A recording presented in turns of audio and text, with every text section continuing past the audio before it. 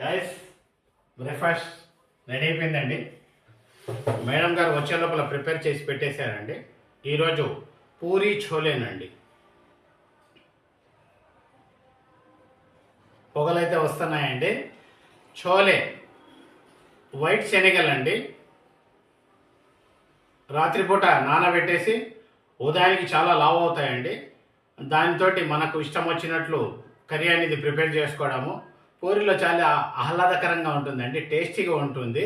రెండో విషయం ఏంటంటే పిండి పదార్థం చాలా ప్రోటీనబుల్గా ఉంటుంది, ఆరోగ్యానికి చాలా మంచిదండి.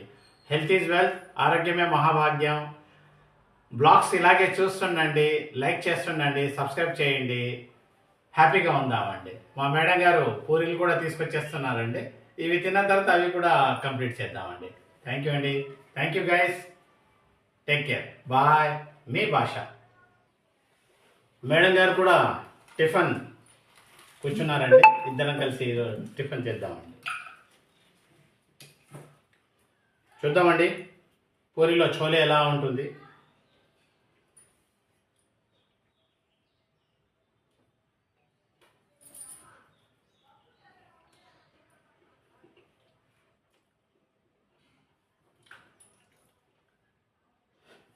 చాలా టేస్టీగా ఉందండి.